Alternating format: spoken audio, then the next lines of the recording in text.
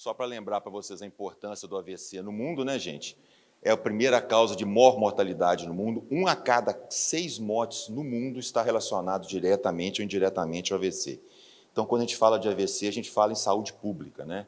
Vamos ver nos Estados Unidos, é a terceira causa de mortalidade nos Estados Unidos, e 8 a 17% dos AVCs estão direta ou indiretamente ligados à doença carotídea. Por isso que é tão importante a gente identificar e tratar adequadamente os pacientes com estenose da artéria carótida. No Brasil, gente, a gente tem uma estatística um pouco diferente.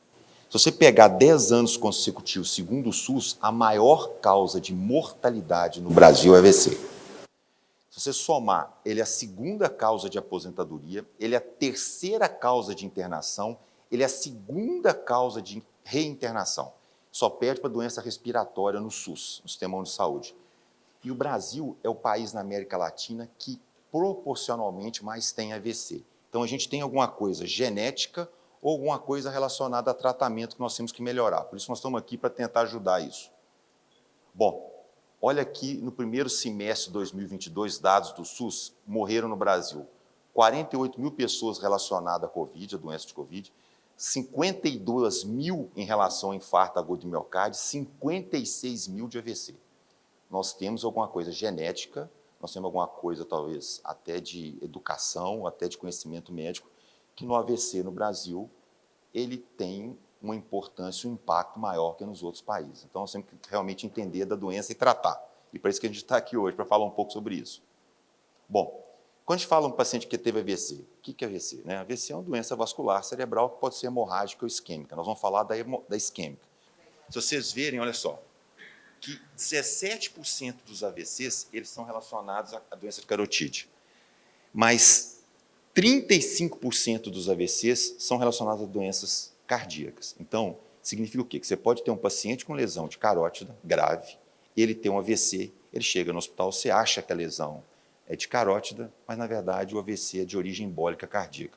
Por isso que esses pacientes têm que ser avaliados e têm que caracterizar o tipo de AVC e quem é o responsável pelo AVC. Tá, gente? Muitas vezes a gente engana, porque você tratar um paciente com a lesão, achando que o AVC é de carótida, e o quadro, por exemplo, um forame oval patente ou uma arritmia cardíaca, é um erro terrível na condução desse caso do paciente. Então, a gente tem que identificar a causa e identificar o órgão responsável. Por isso que a gente tem que saber muito bem que quanto maior a estenose dos vasos, maior a chance que você tem do paciente ter AVC. Vamos dar um exemplo assim, um paciente sintomático que tem uma lesão de mais de 75% de uma carótida, que já teve um AVC, ele vai ter 27% de chance de ter um AVC nos próximos 5 anos. Se ele for assintomático, ele tem 18%. Então, você tem que caracterizar bem a lesão para dar um melhor tratamento para o paciente. Bom, isso aqui é a classificação que a gente usa para dar o grau de estenose da carótida. A gente usa o NASCET, que é o americano, que ele tende a diminuir um pouco em relação ao padrão SST, que é europeu. Por exemplo, uma lesão de 60% no NASCET é 80% no europeu. A gente prefere o NASCET, tá bom? E é o que a gente usa hoje, é o mais usado no mundo inteiro. Tanto que vocês podem ter duas coisas. O que é lesão de carótida? Lesão de carótida é uma doença... Aqui eu vi que tem muito cardiologista, muito clínico, que sabe muito bem disso, é muito igual da coronária. É uma doença inflamatória, normalmente progressiva. E por que a carótida tem tanta estenose?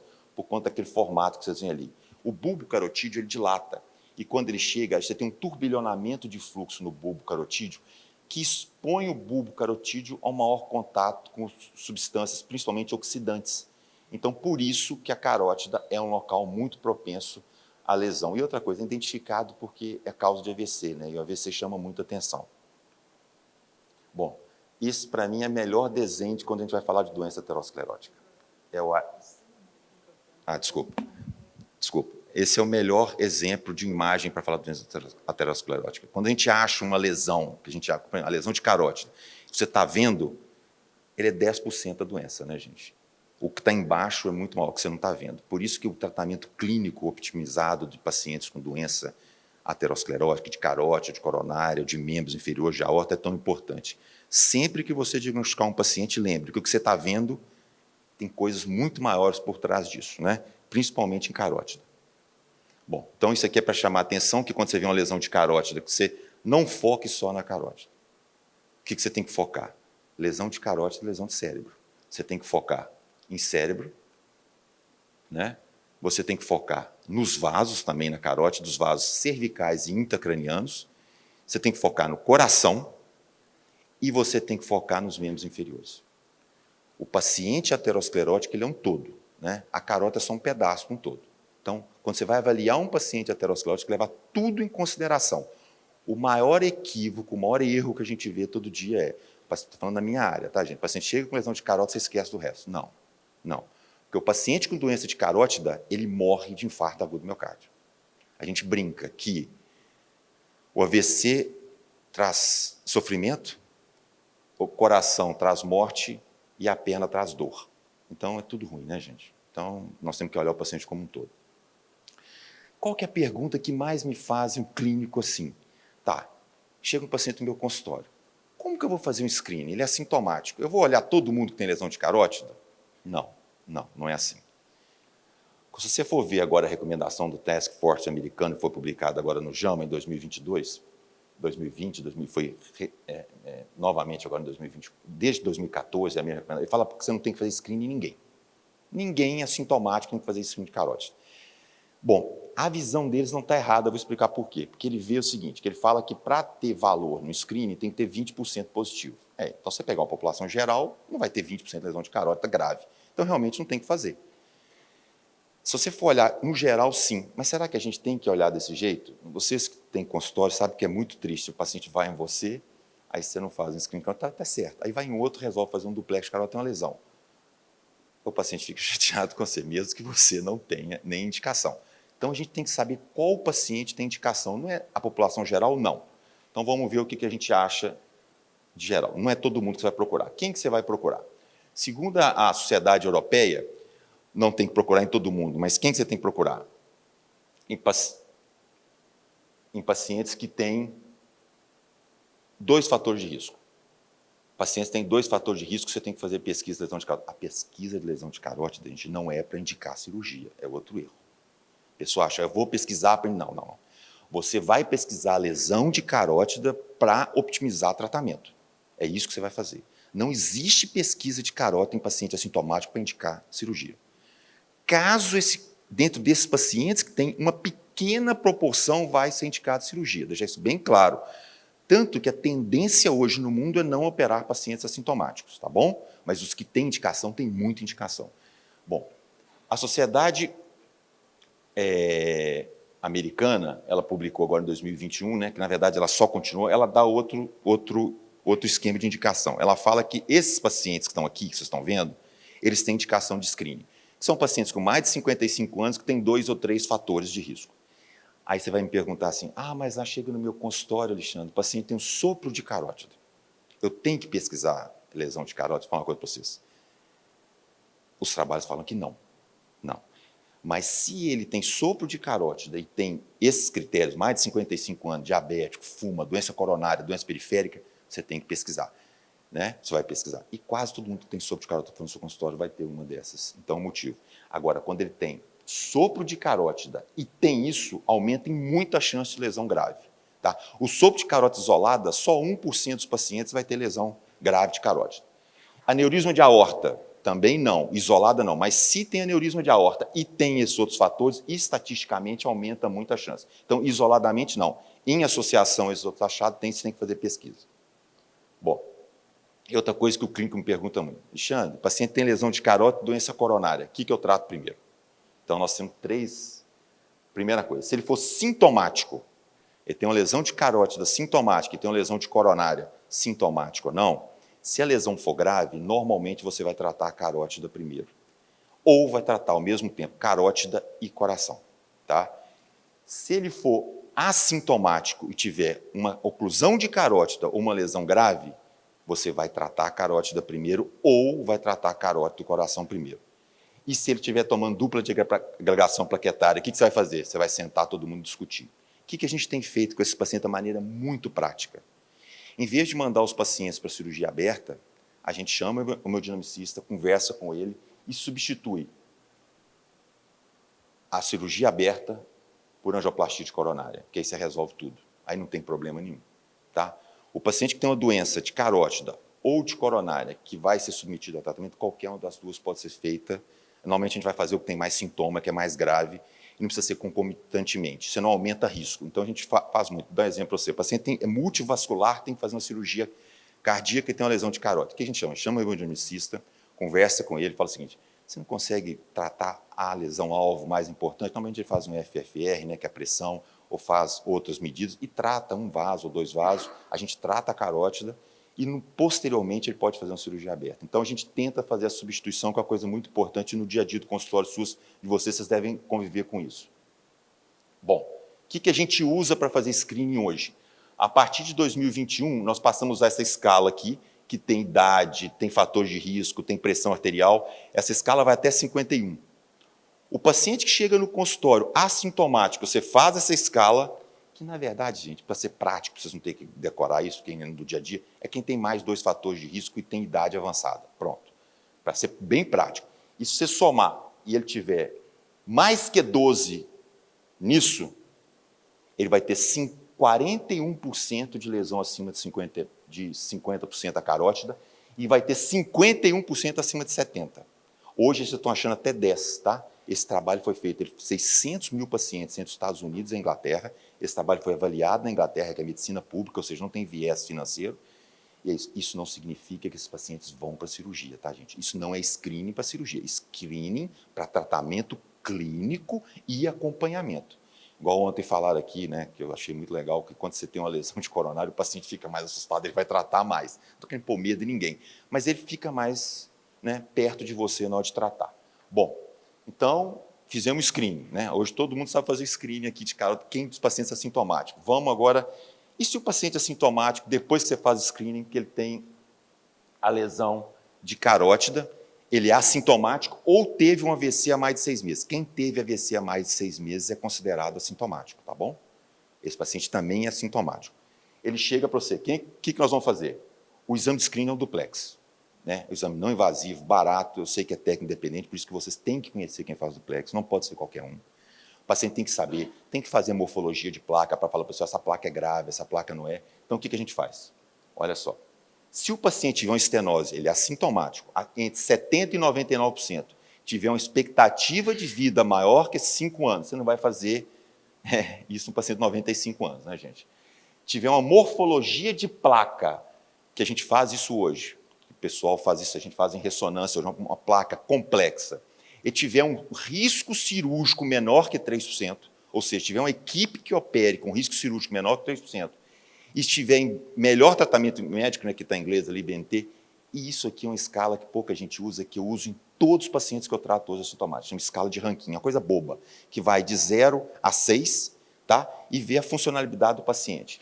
E se ele tiver escala de ranking até 2, ou seja, ele pode ter algum déficit, mas ele tem vida livre, tá? Ele tem vida livre, vai ao banco, ele faz tudo sozinho, ele não precisa de ninguém, tá?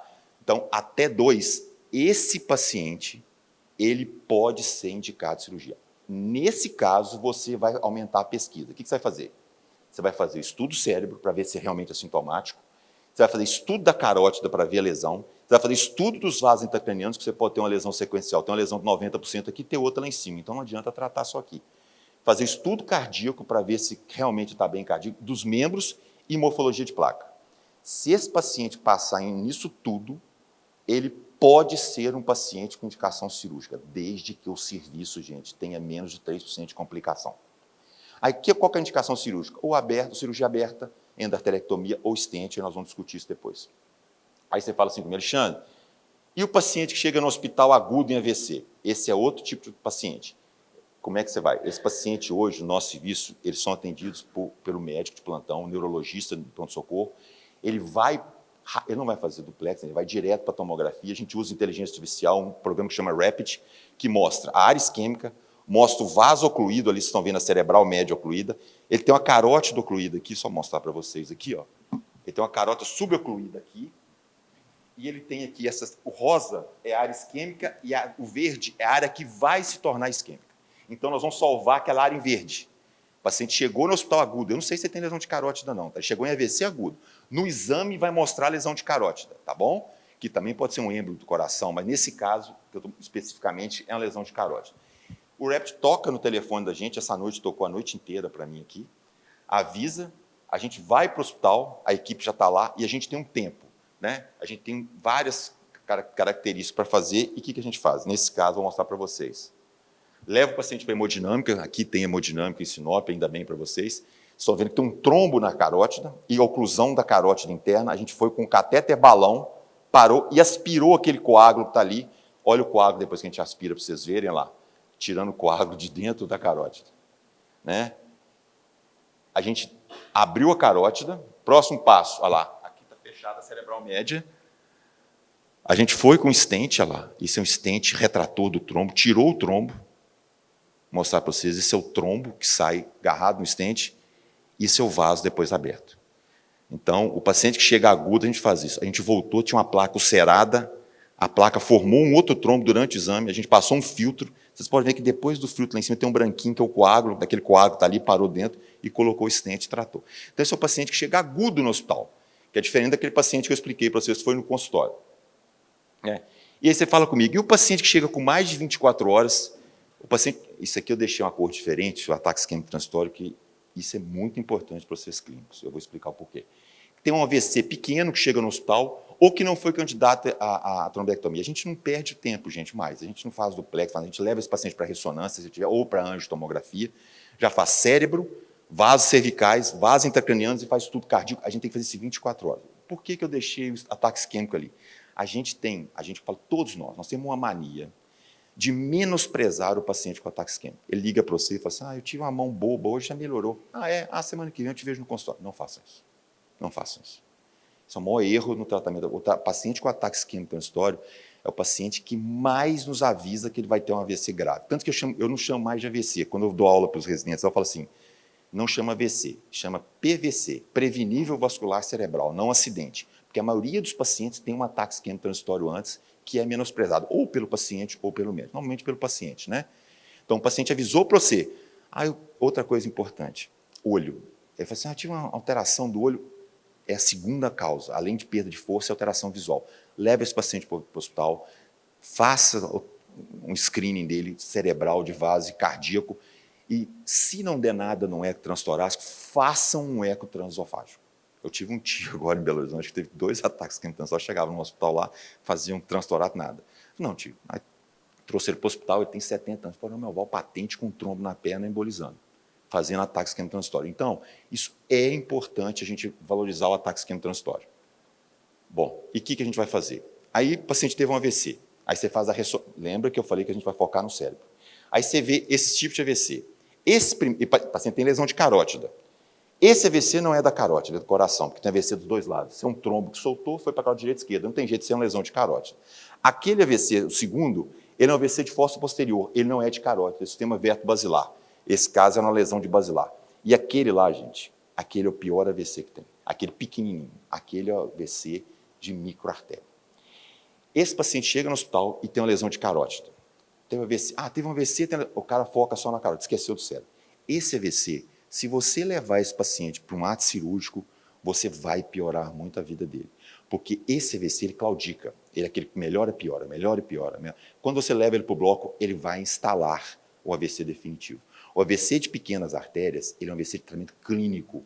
Você só vai operar esse paciente com lesão de carótida grave depois de 30 dias, de 15 a 30 dias. Não opere ele agudamente. Agudamente que eu falo nos primeiros 14 dias. Não façam isso. É um grande erro. Então, esse caso não é carótida a causa. Lesão de carótida é essa. Ressonância normal, que é o ataque isquêmico transitório, que você vai fazer o paciente melhor, então vai ter ressonância normal, ou aquele quadro distal, ou aquela linha. Aquela linha é baixo fluxo. É estenose de baixo fluxo, ou por oclusão, ou por suboclusão de carótida. Aquele AVC lá, remédio não adianta, porque aquilo é baixo fluxo. Aquele tem que ser tratado e rápido. O paciente com aquele AVC que vocês estão vendo lá, com lesão de carótida, chegou no hospital hoje, ele é tratado hoje. Tá? Esses outros, você pode tratar a partir do segundo dia, mas aquele lá, não. Aquele é tratado hoje. Então, vocês veem como o estudo do cérebro nos ajuda a indicar o tratamento. Isso tem que ser levado... Então, o paciente tem uma lesão de carótida, teve AVC. Não. Qual AVC? É a causa? Não é coração? Não é... Porque muda tudo, tá, gente? É importante a gente saber disso. Bom, aqui vocês estão vendo um caso. O paciente teve um AVC, tem uma lesão de carótida direita, mas a causa, olha lá, é a cerebral média intracraniana esquerda. Então, se você não avaliar tudo, você vai errar. É importante isso, tá? Então, a gente tratou, na verdade, a cerebral média. Bom, então, o que a gente faz? O paciente chegou, tem um AVC, é isquêmico, é da carótida, o que nós vamos fazer? Todo paciente vai ser indicado tratar? Não. O paciente tem que ter uma lesão grave, acima de 50%, não é 70% igual sintomático. Ele tem que ter uma expectativa de vida agora maior de 6 meses, não de 5 anos, porque ele é sintomático. Ele tem que ter um risco cirúrgico menor que 6%, ou seja, a cirurgia tem que ter o risco dele menor, porque se for maior que 6%, não adianta operar, é melhor tratar clinicamente. Ele tem que estar em melhor terapia possível, tem que usar dupla antiagregação plaquetária, e se tiver uma estenose a menos de 50%, só se ele falhar o melhor tratamento. E agora, ao ranking que eu falei com vocês, no assintomático era 2, no sintomático é 3. O paciente pode ter um discreto de alteração de mobilidade, desde que ele não tenha alteração mental, tá bom, gente? Não seja um cara demente. E o tamanho do AVC. Você não vai fazer uma angioplastia de carótida no paciente, uma cirurgia no paciente que o cérebro inteiro já teve isquemia, né? Todo o hemisfério. Então, normalmente, a gente usa uma regra de 1/3, até um pouco mais, até 50% hoje. Se for maior que isso, o tratamento é clínico. Você não vai operar um paciente que tem mais de 50% do hemisfério, que não vai trazer resultado nenhum para ele. E o que nós vamos tratar? Nós temos 2 tipos de tratamento, ou cirúrgico ou angioplastia. Isso aqui é uma brincadeira, tá, gente? Eu vou falar para vocês por quê. Por que é uma brincadeira? Porque, na verdade, não é uma briga entre os dois. É, na verdade, qual serviço faz o que melhor. Se tem um serviço que faz bem a endarterectomia, que faça endarterectomia. Se tem um serviço que faz bem a angioplastia, que faça angioplastia. Tá bom? Porque os dois hoje são muito iguais, vou mostrar isso para vocês. Como é que é a angioplastia de carótida? Eu vou falar para vocês aqui, só porque muita gente não conhece, que não é igual de coronária, que todo mundo conhece, né? Que é exatamente esse filme que vocês estão vendo, é o que a gente faz. A lesão de carótida a gente identifica, né? É muito importante, você vai levar o paciente para a hemodinâmica, um serviço, né, que tenha muito movimento, que saiba fazer. Normalmente, a gente passa a estenose com um fio muito delicado, e esse fio, gente, ele tem um filtro acoplado a ele. Por que esse filtro? Esse filtro, porque quando você estiver manipulando a carótida e soltar algum fragmento, ele vai capturar. Olha lá para vocês verem. A gente solta o filtro. Gente, é exatamente isso. É desenho, mas se vocês verem a cirurgia, é exatamente isso que vocês vão ver. Tá? O balão, a gente abre a estenose. Quando você faz a angioplastia, vocês vão ver que solta fragmentos, falta um pouquinho de fragmento e o filtro captura. Por isso que é tão importante. O filtro ele tem furos, que ele segura os trombos, até 100 a 150 micras de procedimento a gente faz. Você solta o stent autoexpansível, que é diferente do stent coronário que vai colocar num balão, não. Esse é um stent que ele abre autoexpansível na lesão, e depois você volta novamente com o balão, se tiver estenose residual, e corrige. Toda vez que você balona, toda vez que você está manipulando, tem chance de soltar trombo. Por isso que o filtro tem que ficar lá. Aí você balona, depois que você abriu, que está satisfeito, você não tem que ter 100% de abertura da lesão, tá, gente? A partir de você deixar 20% residual, não faz problema, não tem problema para esse paciente. Você recolhe o filtro lá, com as placas dentro, e pronto, e restabelece o filtro. Com o tempo, o endotélio cobre o stent e você fica... Né? Se você pegar as indicações das sociedades mundiais, eles vão falar sempre que o paciente que tem uma lesão que tem indicação cirúrgica, é melhor fazer cirurgia endarterectomia que stent. Bom, não é bem assim. Por quê? Porque toda a sociedade, ela baseia as suas indicações em trabalhos muito cêntricos. Então, ele junta mais tipos de paciente. E no começo dos trabalhos, gente, eles só levavam em consideração o AVC e não o infarto agudo do miocárdio. Esses pacientes de carótidas morrem de infarto agudo. Os trabalhos mais modernos começaram a colocar o infarto agudo do miocárdio e mudou os resultados. Então, apesar disso, eu falo que os trabalhos multicêntricos é isso aí, né? Vai colocando todo mundo e seja o que Deus quiser, né? Eu falo que a gente tem que tomar cuidado, eu acho que tem que ler, mas tem que tomar cuidado na hora de interpretar, né? Olha só, olha os resultados, tanto de angioplastia quanto de endarterectomia no mundo, como é que melhoraram os resultados de mortalidade, morbidade e AVC. Melhorou muito, né? E alguns trabalhos são importantes. Eu vou chamar a atenção principalmente para o SAPPHIRE, para o CREST, o EVA3 e o SCT, tá? São esses trabalhos que eu estou marcando aqui, vou pular isso mais rápido. O SAPPHIRE, gente, para mim, isso aqui é nosso diagrama de tratamento. Eu vou mostrar para vocês, o que eu falei para vocês, então, repetir. A gente usa isso há 15 anos. E foi muito criticado, porque a gente indicava angioplastia de carótida no lugar da endarterectomia. E depois vocês vão ver que eu vou mostrar que saiu ano passado a indicação americana agora, que é exatamente isso que a gente usava há 15 anos atrás. Tá? Aqui, só para falar para vocês que tem que ter mortalidade baixa, senão você não pode fazer. E lembrar que todo guidelines tem que lembrar, ou todo o protocolo, que você tem que identificar os pacientes que não caem no protocolo, né, gente? Senão muita gente vai sofrer com isso. Bom, esse é o trabalho que mudou a nossa vida. É o Safari, feito nos Estados Unidos, em 2004, onde ele olhou só pacientes muito graves, sintomáticos. O que é paciente muito grave? Paciente coronariopata, paciente pós-operatório, paciente com radiação de pescoço, paciente pneumopata. É o nosso paciente do dia a dia, né? Ele mostrou que nos pacientes graves, quando você olha AVC, morte, infarto agudo do miocárdio, nos pacientes graves sintomáticos, a angioplastia de carótida é melhor do que a endarterectomia. Então, desde essa data, paciente grave é mandado para ser feito angioplastia no lugar de endarterectomia. Né? Isso é só para mostrar os resultados, vocês vão ver aqui, isso pode pular que é mais rápido, e que mostrou que, né, o teste de não inferioridade, e o FDA americano fez um statement, né, falando que em pacientes graves, sintomáticos, você poderia, a partir de 2004, fazer angioplastia nos Estados Unidos, no local de endarterectomia, mas não podia fazer em pacientes de riscos normais. Então, a partir de 2004, né, gente, esse paciente que eu falo que esse paciente grave, a gente podia colocar stent nele, só esse. Né, eu coloco a cruz ali com o céu esperando, que é o paciente, né, muito grave, que você tinha que fazer endarterectomia. Bom, o SUS autorizou em pacientes sintomáticos graves no Brasil, em 2011, a fazer angioplastia de carótida.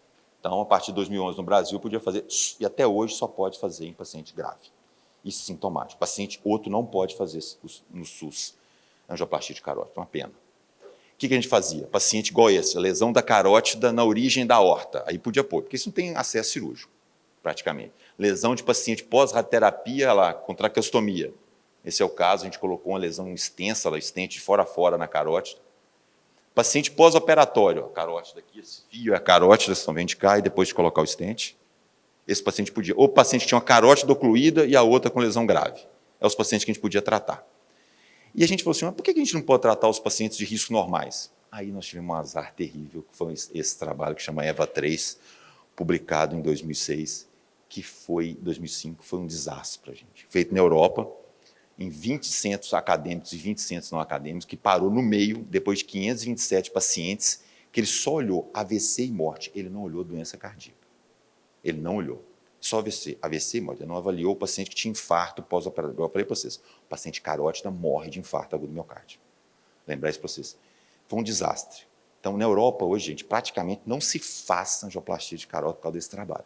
Foi um desastre para a gente. Foi um terrível. Então, nós paramos, nós só continuamos a fazer. Aí veio de novo os Estados Unidos, né? E por que esse trabalho deu errado? Só para mostrar para vocês. Olha lá. Eles só usaram filtro na metade, né? Então, mostrou que tem muito mais AVC quem não usa filtro. Eles tinham, enquanto no trabalho americano, né, quem lembra o Matrix, quando ele parava as balas, né, o filtro para os trombos, né, durante o procedimento. E a experiência. A pessoa tinha que fazer 12 carótidas no trial europeu e nos Estados Unidos ele tinha que ter um risco abaixo de 6%, senão ele não podia entrar no trial. Então, vocês veem que o paciente, em média, tinha gente que fez 700 angioplastias de carótida antes de entrar nesse trial. Então, a experiência é muito diferente. Né? Eu falo o ratinho que não tem experiência na hora de pegar o queijo e o ratinho que tem experiência para pegar o queijo. Né? Então, eu acho que experiência conta muito. Bom, olha, até hoje nos Estados Unidos, 20% dos pacientes fazem angioplastia de carótida sem filtro. Isso é uma coisa terrível. Eu, se for saber que eu não vou conseguir usar o filtro, eu mando o paciente para a endarterectomia. Chegou para mim, ó, não tem como usar filtro, anatomia é ruim, vai para a endarterectomia. Tá bom? Tem que usar filtro. Né? É estatisticamente significativo. Então, sem filtro, é isso. Com filtro, é isso, em relação ao AVC.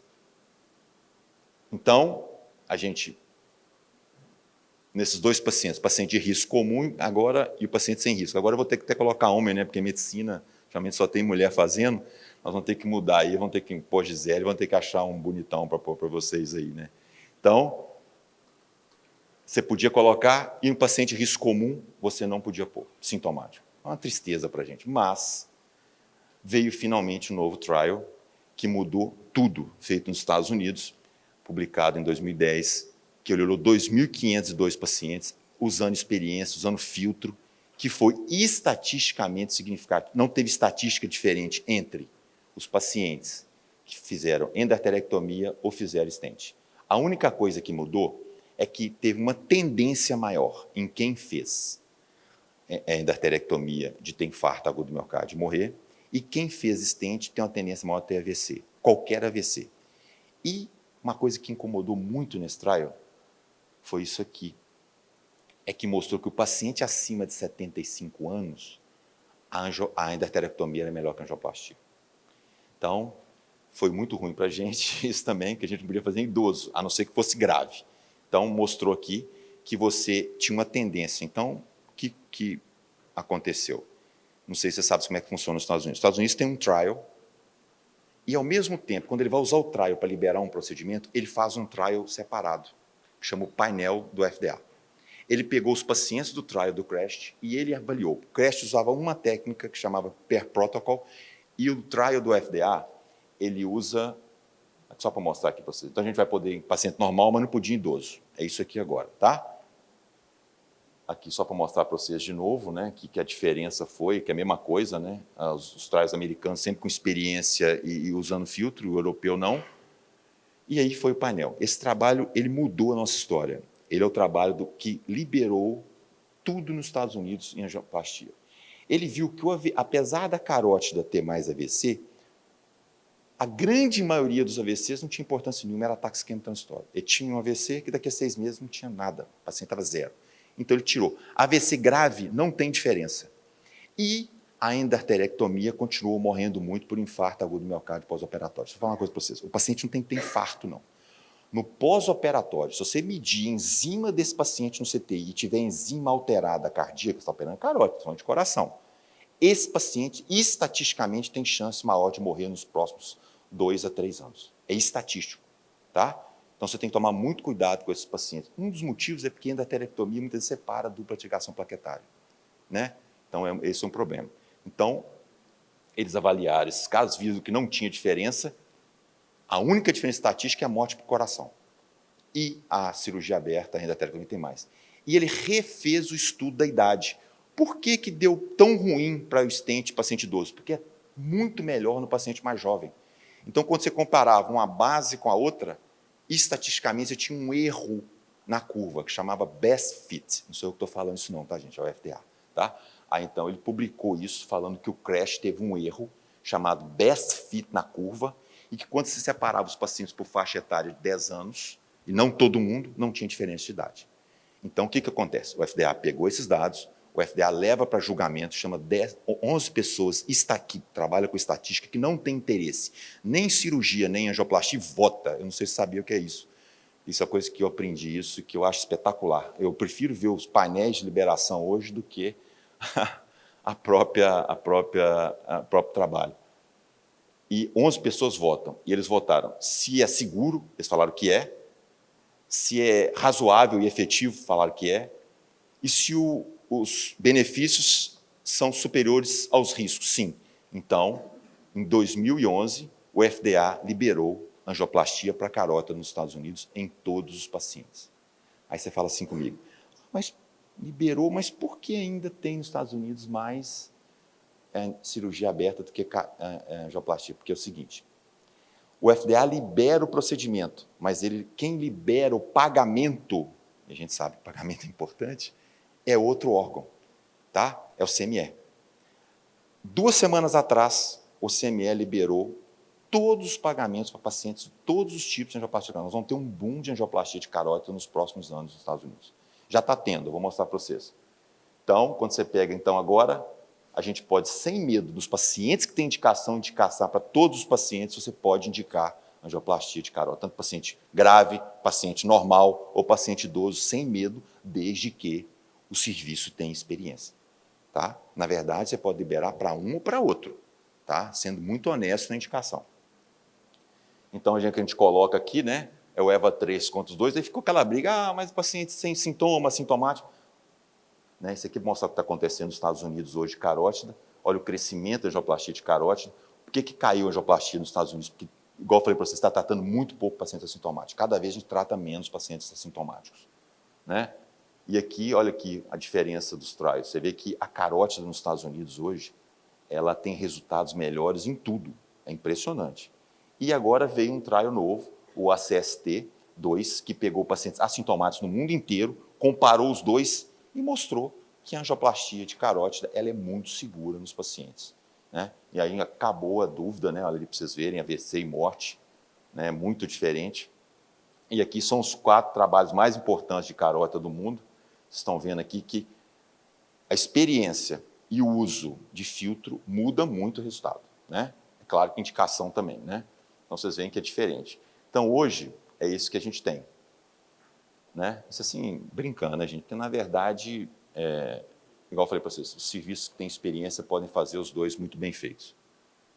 Então, isso hoje você pode tratar um paciente de 80 anos, sem nenhum problema, com lesão, com anatomia desfavorável ou não, olha lá, tem um AVC, está vendo ali, vocês estão vendo, uma lesão de carota esquerda, né? As vertebrais normais, coração normal, tudo bem, né? Intracraniano normal, a gente vai e coloca um stent ali na lesão, olha lá para vocês verem. E hoje você pode fazer sem nenhum problema. Hoje, agora, acabou de sair, em 2002, no JACC, a indicação americana para tratamento, que era igualzinha àquela que a gente já usava 15 anos atrás, que eu mostrei para vocês. Então, a gente está muito tranquilo em indicar angioplastia de carótida hoje. É o mesmo trial. A gente é até mais criterioso, porque a gente usa expectativa de vida, eles não usam expectativa de vida. E a gente faz algumas coisas tipo near occlusion, que é o paciente com suboclusão de carótida e que tem uma carótida fina, até intracraniana, a gente não trata mais. A gente não precisa tratar esse paciente, a gente sabe disso hoje. Chama near occlusion, e no inglês a gente chama string sign. O que é string sign? Está como se fosse uma fita. É um vaso muito fininho, que antigamente, por instante, a gente não faz isso mais. Então, a gente tira esse paciente, né, e com baixa negócio. Bom, isso aqui que eu vou falar para você, evolução do homem, né, gente? A gente acha que a evolução do homem é essa, o Homo sapiens seria a nossa última. Eu falo que nós temos uma evolução nova agora, que é o Homo stent. É muito difícil a gente passar na vida hoje sem ganhar algum stent, alguma prótese cerebral, alguma válvula cardíaca, vai ser difícil. O cara que passar vai ter que colocar na lápide, esse passou pela vida sem ganhar uma prótese. Vai ser raro, tá, gente? Muito raro. Agradecer a vocês, espero que tenha sido esclarecedor, viu? Muito obrigado a todos.